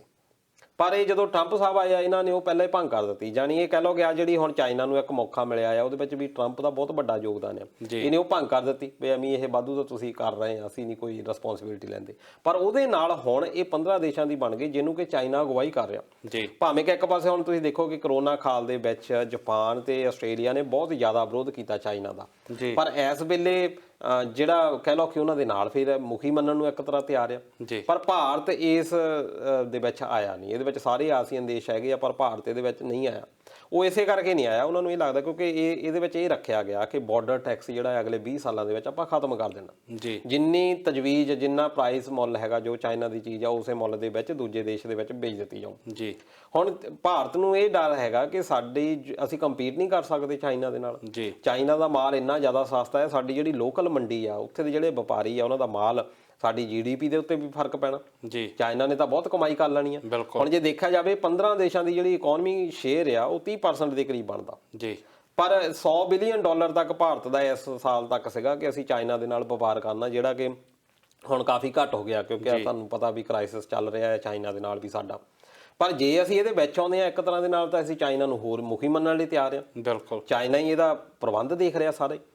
ਹੁਣ ਅਮਰੀਕਾ ਜਾਂ ਆਸਟ੍ਰੇਲੀਆ, ਜਾਪਾਨ ਇਹਨਾਂ ਦੀ ਆਪਾਂ ਰੱਖ ਸਕਦੇ ਆ ਵੀ ਇਹ ਕਾਫੀ ਡਿਪੈਂਡੈਂਟ ਹੋਏ ਆ, ਕਾਫੀ ਇਹਨਾਂ ਨੂੰ ਲੋੜ ਪੈਂਦੀ ਆ ਚਾਈਨਾ ਦੀ, ਤੇ ਖਾਸ ਤੌਰ ਤੇ ਕਰੋਨਾ ਤੋਂ ਬਾਅਦ ਆਪਣੀ ਇਕਨੋਮੀ ਨੂੰ ਵਧੀਆ ਕਰਨ ਦੇ ਲਈ ਇਹਨਾਂ ਨੂੰ ਹੁਣ ਲੋੜ ਹੈਗੀ ਆ। ਪਰ ਭਾਰਤ ਇਸ ਤਰੀਕੇ ਦੇ ਨਾਲ ਸੋਚ ਰਿਹਾ ਵੀ ਸਾਨੂੰ ਇਹਦਾ ਘਾਟਾ ਪੈਣਾ, ਕਿਉਂ ਘਾਟਾ ਇਸ ਕਰਕੇ ਪੈਣਾ ਕਿ ਸਾਡਾ ਜਿਹੜਾ ਲੋਕਲ ਮੰਡੀ ਆ ਉਹਦੇ ਉੱਤੇ ਕਾਫੀ ਸਟ੍ਰੈਸ ਜਿਹੜੀ ਆ ਉਹ ਵੱਧ ਜਾਣੀ ਆ ਇਹਦੇ ਨਾਲ। ਪਰ ਨਾਲ ਦੀ ਨਾਲ ਸਾਰੇ ਦੇਸ਼ਾਂ ਨੇ ਇਹ ਗੱਲ ਕਹੀ ਆ ਵੀ ਭਾਰਤ ਦਾ ਹਮੇਸ਼ਾ ਸਵਾਗਤ ਰਹਿਣਾ ਆ, ਜਦੋਂ ਮਰਜ਼ੀ ਇਸ ਦੇ ਵਿੱਚ ਆ ਸਕਦਾ ਹੈ ਸਮਝੌਤੇ ਦੇ ਵਿੱਚ। ਪਰ ਇਹਦੇ ਹੁਣ ਆਪਾਂ ਰਿਜ਼ਲਟ, ਇਹ ਤਾਂ ਇੱਕ ਪੱਖ ਉਹਨਾਂ ਨੇ ਦੱਸਿਆ ਨਾ ਵੀ ਸਾਡੇ ਉੱਤੇ ਸਟ੍ਰੈਸ ਜਿਹੜੀ ਆ ਵੱਧ ਜਾਣੀ ਆ ਸਾਡੀ ਜਿਹੜੀ ਲੋਕਲ ਮੰਡੀ ਦੇ ਉੱਤੇ। ਪਰ ਆਉਣ ਵਾਲੇ ਸਾਲਾਂ ਦੇ ਵਿੱਚ ਹੋ ਸਕਦਾ ਆ ਵੀ ਭਾਰਤ ਨੂੰ ਲੱਗੇ ਕਿ ਸਾਨੂੰ ਇਹਦਾ ਫਾਇਦਾ ਹੈਗਾ ਆ, ਤਾਂ ਹੋ ਸਕਦਾ ਉਹਦੇ ਵਿੱਚ ਫੇਰ ਸ਼ਾਮਲ ਹੋ ਜਾਵੇ। ਪਰ ਦਲਜੀਤ ਜੀ, ਜਿਸ ਤਰੀਕੇ ਨਾਲ ਭਾਰਤ ਦੀ ਚਾਈਨਾ ਘੇਰਾਬੰਦੀ ਕਰਨ ਦੀ ਤਿਆਰੀ ਕਰਦਾ, ਜਿਹੜੇ ਜਿੰਨੇ ਵੀ ਆਲੇ ਦੁਆਲੇ ਵਾਲੇ ਦੇਸ਼ ਆ ਉਹਨਾਂ ਦੇ ਵਿੱਚ ਕਿਸੇ ਨਾ ਕਿਸੇ ਤਰੀਕੇ ਨਾਲ ਆਪਣੀ ਸ਼ਮੂਲੀਅਤ ਕਰ ਰਿਹਾ, ਹਿੱਸੇਦਾਰੀ ਕਰ ਰਿਹਾ, ਉਸ ਤੋਂ ਬਾਅਦ ਇੱਦਾਂ ਦੇ ਜਿਹੜਾ ਸਮਝੌਤੇ ਦੇ ਵਿੱਚ ਇੱਕ ਤਰ੍ਹਾਂ ਨਾਲ ਉਹਦਾ ਪ੍ਰਧਾਨ ਬਣਨਾ, ਇਹਦੇ ਨਾਲ ਜਿਹੜੇ ਭਾਰਤ ਲਈ ਖਤਰਾ ਵੱਧ ਨਹੀਂ ਜਾਂਦਾ? ਬਿਲਕੁਲ ਵੱਧ ਜਾਂਦਾ ਇੱਕ ਤਰ੍ਹਾਂ ਦੇ ਨਾਲ। ਉਸ ਇਲਾਕੇ ਦੇ ਵਿੱਚ, ਉਸ ਰੀਜਨ ਦੇ ਵਿੱਚ ਉਹਦੀ ਜਿਹੜੀ ਭੂਮਿਕਾ ਆ ਹੋਰ ਜ਼ਿਆਦਾ ਸਟਰੋਂਗ ਹੋ ਜਾਂਦੀ ਹੈ। ਖਾਸ ਤੌਰ ਤੇ ਜਦੋਂ ਤੁਹਾਡੇ ਵਪਾਰਕ ਕਿਸੇ ਨਾਲ ਵੀ ਮਫਾਦ ਹੋ ਜਾਣ, ਕਿਸੇ ਵੀ ਦੇਸ਼ ਦੇ ਨਾਲ। ਇੱਕ ਪਾਸੇ ਇੰਡੀਆ ਇਹ ਸੋਚਦਾ ਆ ਵੀ ਸਾਡੇ ਜਦੋਂ ਲੜਾਈ ਲੱਗਦੀ ਆ ਮੰਨ ਲਓ ਚਾਈਨਾ ਦੇ ਨਾਲ, ਜਾਪਾਨ, ਆਸਟ੍ਰੇਲੀਆ ਸਾਡੀ ਸਪੋਰਟਰ ਦੇ ਤੌਰ ਦੇ ਉੱਤੇ ਲੈ ਰਿਹਾ ਆ ਇੰਡੀਆ। ਪਰ ਜਦੋਂ ਮੰਨ ਲਓ ਕਿ ਇੰਨਾ ਜ਼ਿਆਦਾ ਇਨਵੈਸਟਮੈਂਟ ਜਾਂ ਇੱਕ ਦੂਜੇ ਦੇ ਨਾਲ ਸਮਝੌਤੇ ਜਿੱਦਾਂ ਦੇਸ਼ਾਂ ਦੇ ਹੋ ਜਾਂਦੇ ਆ, ਉਹ ਫਿਰ ਦੂਜੇ ਦੇਸ਼ ਵੀ ਕੰਨੀ ਕਤਰਾਉਣ ਲੱਗ ਜਾਂਦੇ ਆ ਕਿ ਅਸੀਂ ਆਪਣਾ ਜਿਹੜਾ ਵਪਾਰ ਆ ਕਿਉਂ ਆਪਣੇ ਘਾਟੇ ਦੇ ਵਿੱਚ ਪਾਈਏ, ਕਿਸੇ ਮੁਲਕ ਦੀ ਲੜਾਈ ਆ ਅਸੀਂ ਇਹਦੇ ਵਿੱਚ ਘੱਟ ਇੰਟਰਫੇਅਰ ਕਰੀਏ, ਘੱਟ ਤੋਂ ਘੱਟ ਇੰਟਰਫੇਅਰ ਕਰੀਏ। ਫਿਰ ਇਹੋ ਜਿਹੇ ਸਮਝੌਤੇ ਜਿਹੜੇ ਆ ਉਹ ਗਲੇ ਦੀ ਫਾਸ ਵੀ ਬਣ ਜਾਂਦੇ ਆ। ਪਰ ਅਜੇ ਤੱਕ ਭਾਰਤ ਦਾ ਸਟੈਂਡ ਬੜਾ ਸਪਸ਼ਟ ਹੈ ਇਸ ਮਾਮਲੇ ਦੇ ਉੱਤੇ, ਤੇ ਵੀ ਅਸੀਂ ਇਸ ਦੇ ਵਿੱਚ ਨਹੀਂ ਆਉਣਾ। ਸੋ ਆਉਣ ਵਾਲੇ ਦਿਨਾਂ 'ਚ ਜਿਹੜੀ ਆ ਪਿਕਚਰ ਹੋਰ ਵੀ ਕਲੀਅਰ ਹੋ ਜਾਊਗੀ ਕਿ ਆਉਣ ਵਾਲੇ ਦਿਨਾਂ 'ਚ ਕੀ ਹੁੰਦਾ ਆ। ਸੋ ਦਲਜੀਤ ਜੀ, ਜਿਹੜਾ ਸਮਾਂ ਆ ਉਹ ਆਪਣਾ ਮੁਕੰਮਲ ਹੋ ਚੁੱਕਾ ਜੀ। ਤੁਸੀਂ ਆਏ, ਜਾਣਕਾਰੀਆਂ ਸਾਡੇ ਨਾਲ ਸਾਂਝੀਆਂ ਕੀਤੀਆਂ, ਉਹਦੇ ਲਈ ਬਹੁਤ ਬਹੁਤ ਧੰਨਵਾਦ। ਦੋਸਤੋ, ਉਮੀਦ ਕਰਦੇ ਹਾਂ ਤੁਹਾਨੂੰ ਇਹ ਪ੍ਰੋਗਰਾਮ ਪਸੰਦ ਆਇਆ ਹੋਵੇਗਾ। ਜੇਕਰ ਇਹ ਗੱਲਬਾਤ ਚੰਗੀ ਲੱਗੀ ਤਾਂ ਆਪਣੇ ਦੋਸਤਾਂ ਨਾਲ ਇਸ ਪ੍ਰੋਗਰਾਮ ਦੀ ਇਸ ਨੂੰ ਸ਼ੇਅਰ ਜ਼ਰੂਰ ਕਰਿਓ, ਅੱਗੇ ਸਾਡੀ ਆਵਾਜ਼ ਨੂੰ ਪਹੁੰਚਾਇਓ। ਤੁਸੀਂ ਜੁੜਦੇ ਹੋ, ਆਪਣੀਆਂ ਟਿੱਪਣੀਆਂ ਕਰਦੇ ਹੋ, ਉਹਦੇ ਲਈ ਬਹੁਤ ਬਹੁਤ ਧੰਨਵਾਦ। ਇੱਦਾਂ ਹੀ ਜੁੜਿਆ ਕਰੋ ਇੰਡੋਜ਼ ਟੀਵੀ ਆਸਟ੍ਰੇਲੀਆ ਦੇ ਨਾਲ। ਇਹ ਪ੍ਰੋਗਰਾਮ ਹਰ ਬੁੱਧਵਾਰ, ਹਰ ਐਤਵਾਰ ਸ਼ਾਮਾਂ ਨੂੰ 7 ਵਜੇ ਬਿਲਕੁਲ ਲਾਈਵ ਲੈ ਕੇ ਹਾਜ਼ਰ ਹੁੰਦੇ ਆ। ਜੁੜਿਆ ਕਰੋ ਇੰਡੋਜ਼ ਟੀਵੀ ਆਸਟ੍ਰੇਲੀਆ ਦੇ ਨਾਲ। ਸਾਨੂੰ ਦਿਓ ਇਜਾਜ਼ਤ, ਮਿਲਦੇ ਹਾਂ ਅਗਲੇ ਹਫਤੇ। ਤਦ ਤੱਕ ਲਈ ਪਿਆਰ ਭਰੀ ਸਤਿ ਸ਼੍ਰੀ ਅਕਾਲ। ਸਤਿ ਸ਼੍ਰੀ ਅਕਾਲ।